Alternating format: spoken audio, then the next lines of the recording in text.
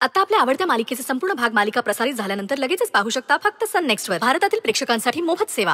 हो, कळलंय तिला आणि पूर्णपणे कळलंय. आणि अंजलीला जर सुधारायचंय तर आपण तिला संधी नको का द्यायला? आणि तिला तिची चूक मान्य आहे. आणि सगळ्यात महत्वाचं म्हणजे तुम्ही सगळे सभ्य माणसं आहात ना, भली माणसं आहात. मग एखाद्याला क्षमा करणं हा आपला धर्म आहे ना. मग आपला धर्म आपण पाळायला हवा की नाही? सॉरी, पण मला आता या क्षणी तुम्हाला एक गोष्ट सांगायची. एक अशी गोष्ट जी मी लहान असताना माझी आई मला सांगायची. एका गावामध्ये एक माणूस राहत होता. त्याच्या वागण्याचा, त्याच्या बोलण्याचा सगळ्या गावातल्या लोकांना त्रास व्हायचा. लोक अक्षरशः कंटाळली होती त्याला.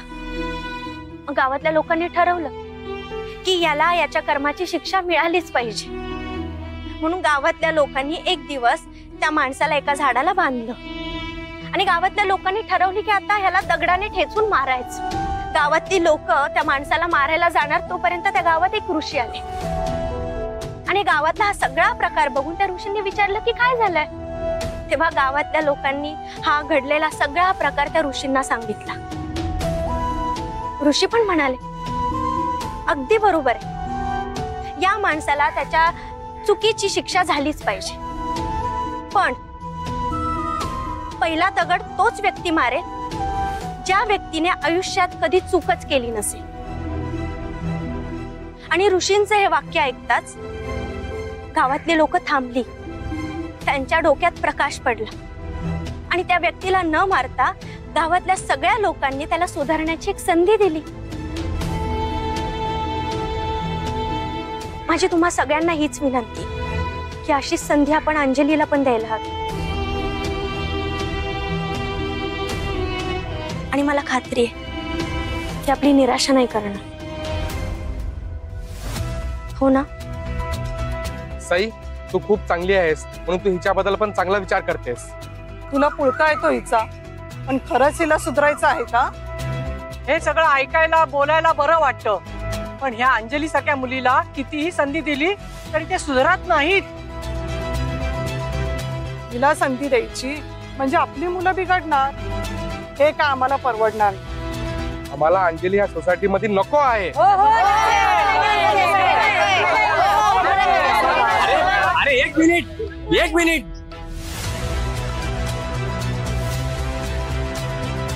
बहिणी, लोक खूप चिडली. आय डोंट थिंक की हे अंजलीसाठी सेफ जागा आहे. अरे मग अंजलीला कुठे घेऊन जाणार होता? मलाही माहिती की ही जागा सेफ नाही आता तिच्यासाठी. एक काम करूया, आपण तिला आपल्या बरोबर घरी नेऊया. काय? आपल्या घरी? आधीच अंजलीवर घरातले किती चिडलेत माहितीये ना मी तुला. त्यात भैरवी मॅडमला जर कळालं ना तर त्या आणखी ओरडतील आपल्याला. अगं, आपण त्यांना ही सिच्युएशन सांगूया. अंजलीसाठी ही सेफ जागा नाहीये. हे बघ, आपण काही दिवस तिला आपल्याकडे ठेवू आणि काहीतरी चांगलं ऑप्शन काढू. पण बहिणी, मी आहे ना, घरी मी हँडल करेन. नक्की? हो, इथून निघूया आपण. सई, बघ नीट विचार कर. नाही म्हणजे अंजलीला तुझ्या घरी घेऊन जातेस खरी, पण तुझ्या घरच्यांना आवडेल नाही आवडेल? आई, हे बघ, अंजली माझी बहीण आहे आणि मी तिला असं एकटीला नाही सोडून जाणार आहे. मी तिला घेऊन जाते. नाही सई, ताई म्हणते ना ते बरोबर आहे. उगाच अंजलीमुळे तुमच्या घरामध्ये उगाच कुठलं विघ्न नको यायला. अहो, कायमची थोडीच जाणार आहे अंजली तिकडे. अगं पण आता हे इकडचा त्रास थोडा कमी होईपर्यंत आणि सगळे शांत होईपर्यंत जाऊ देत ना तिला थोड्या दिवसांसाठी तिकडे. आणि मुख्य म्हणजे सई असेल ना तिकडे, मग आपल्याला काही अंजलीची काळजी सुद्धा नाही. मामा, हे बघ, तू अजिबात काळजी करू नकोस. उमीचं म्हणणं मला पटतंय. अंजलीला इथून घेऊन जाणं हाच योग्य पर्याय. मी तिला माझ्या घरी घेऊन जाते. ओके, डिसिजन झालंय. मग अंजलीला आम्ही बरोबर घेऊन जातो. काकू, अंजलीची कपड्यांची बॅग आणून देता, म्हणजे आम्ही निघतो. हो हो, आणते आणते, लगेच आणते.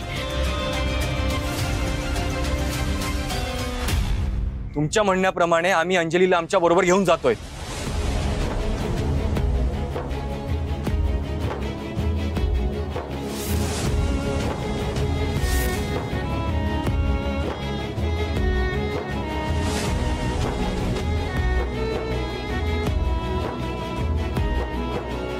चल.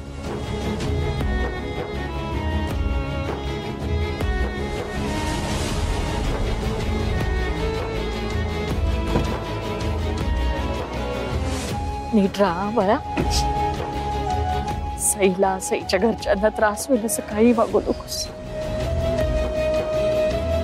ती तिच्या सासरी घेऊन जाते तुला. जबाबदारीने वाग. नीट राहा. हो.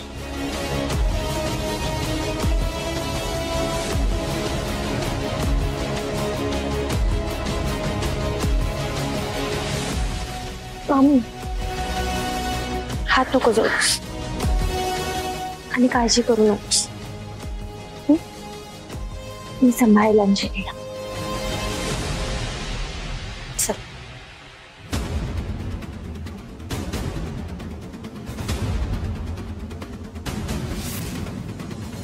अंजली,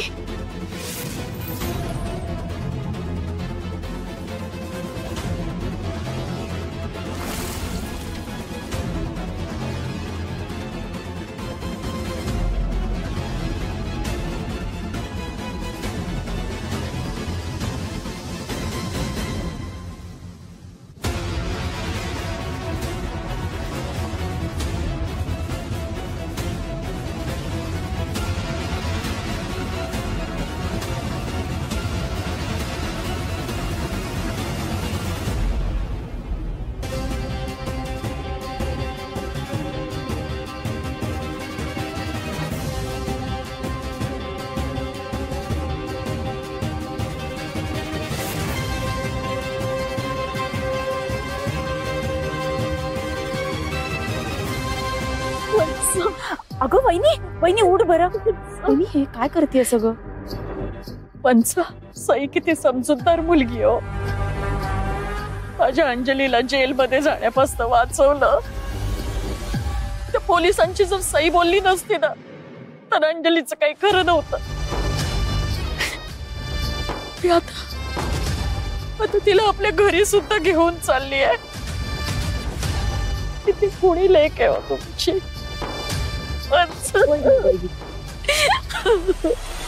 आता बघाच, जहागीरदारांच्या घरी माझी मुलगी तुमच्या मुलीची जागा कशी घेते.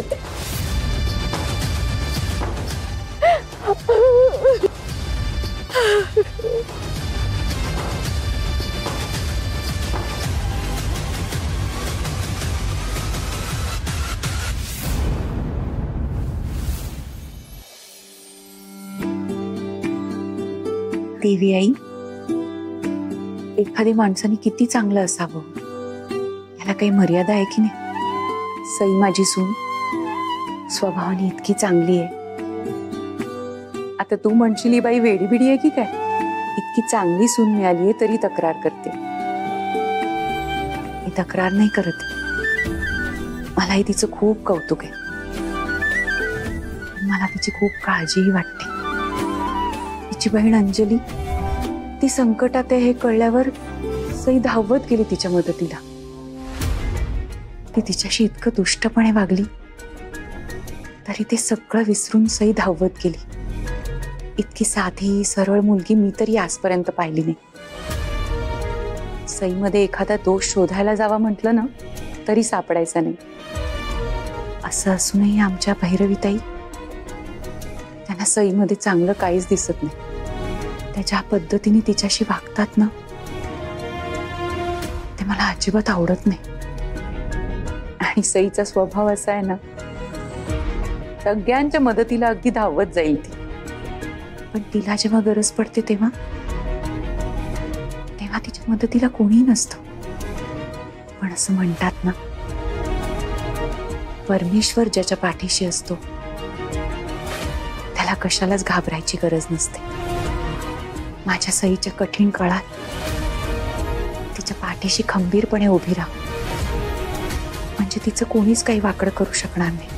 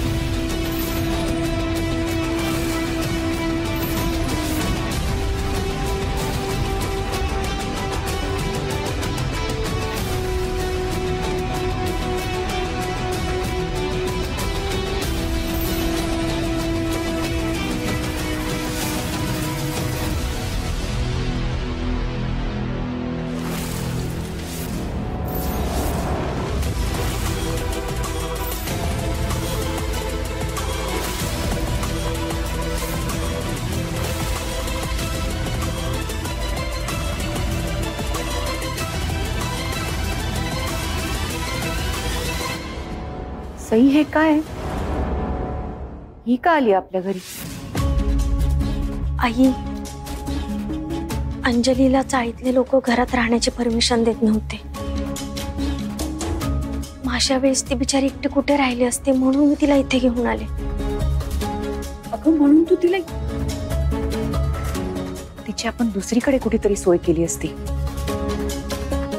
मी ह्या मुली समोरच स्पष्ट काय ते बोलते. ही लग्नापूर्वी तुझ्याशी कशी वागलीये ते विसरलीयस तू?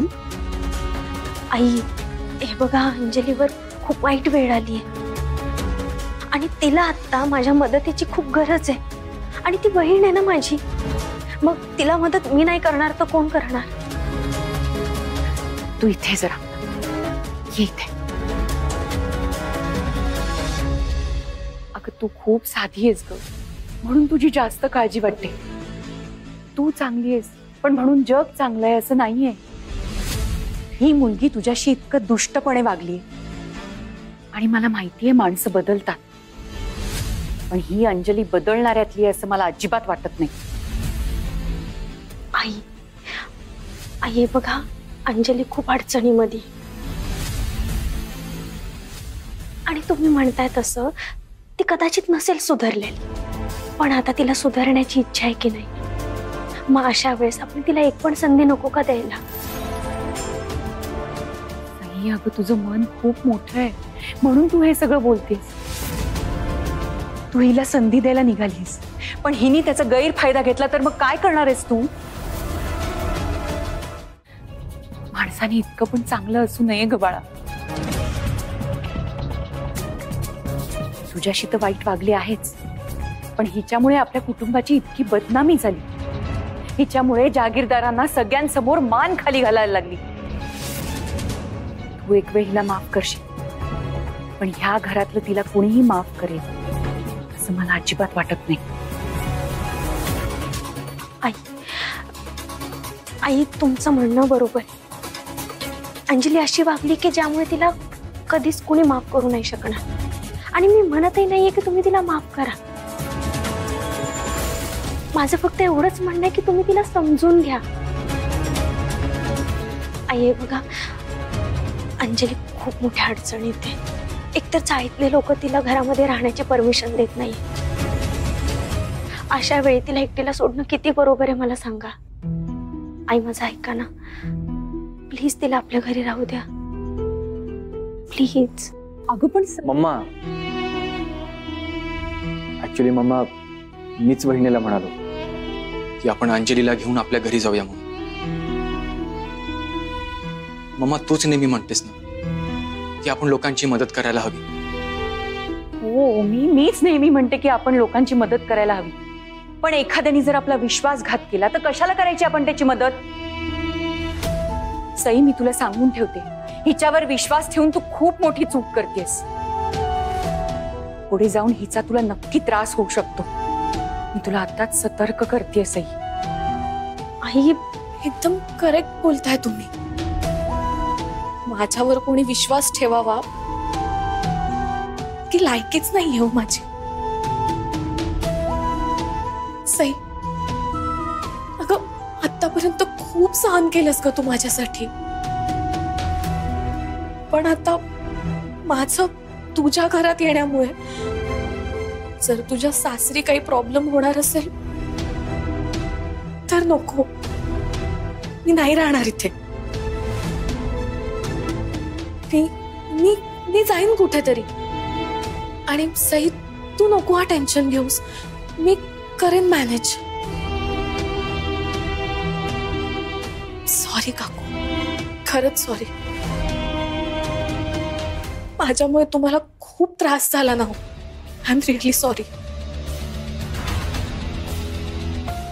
सई, ओमकार, तुम्ही दोघांनी आतापर्यंत माझी खूप हेल्प केली. थँक्यू, खरंच थँक्यू. मी जाते आता. हा मंजली, कुठे जाणार आहेस तू इथून? आणि बाहेर पडल्यावर हे सगळं कसं मॅनेज करणार आहेस? अंजली, माझं ऐक प्लीज, कुठे जाऊ नको, थांब इथे. Mamma please. आई, लहानपणापासून मी माझ्या मामाच्या घरात राहिलीये. लहानाची मोठी मामाच्याच घरात झालीये मी. सख्या बापाने आम्हाला वाऱ्यावर सोडलं. शेवटी मामाने आसरा दिला आम्हाला. तो जर नसता तर आमचं काय झालं असतं ना आम्हाला पण माहित नाही. आणि आज त्याच्याच मुलीवर वाईट वेळ आली आहे तर मी मदत करायला नको का तिला? आई, अंजली माझी बहीण आहे. किमान बहिणीच्या नात्याने तरी मला कर्तव्य पार पाडू द्या. आई प्लीज. मम्मा, अगं बहिणीच्या सोसायटीतली लोक खूप चिडली होती. अंजली तिथे सेफ नव्हती, म्हणून मग मीच बहिणीला अंजलीला घरी घेऊन येण्याची आयडिया दिली.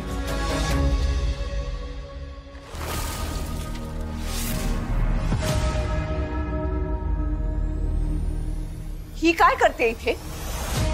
ही कशी आली इथे? वॉचमॅन, वॉचमॅन, हिला कोणी आत यायला दिलं? एक मिनिट ताई. एक मिनिटही नाही. मी या मुलीला एक मिनिटही सहन नाही करू शकत. हिला नुसतं बघितलं ना तरी माझी तळपायाची आग मस्तकात जाते. मी हिला टॉलरेट करू शकत नाही. हिच्यामुळे आपली ऑलरेडी एवढी बदनामी झाली आहे. मॅडम, मॅडम प्लीज, माझं म्हणणं तरी ऐकून घ्या. हे बघा, अंजली खूप अडचणीमध्ये, म्हणून मी तिला आपल्या घरी घेऊन आले. प्लीज तिला काही दिवस आपल्या घरी राहण्याची परमिशन द्या ना प्लीज. ए हॅलो, इथे मी तुला घरात सहन नाही करू शकत.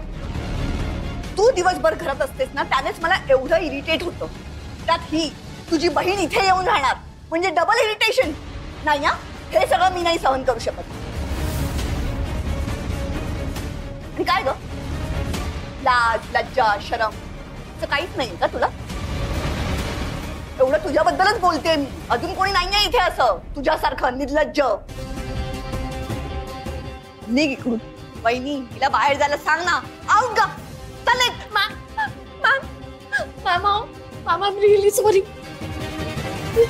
यावेळी मला माफ करा.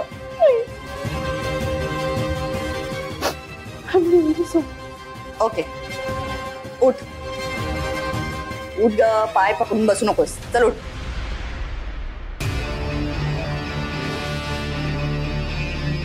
आय जस्ट कांट बिलीव्ह दिस. मी असं काही बोलेन तेही तुझ्यासाठी असं मला कधीच वाटलं नव्हतं.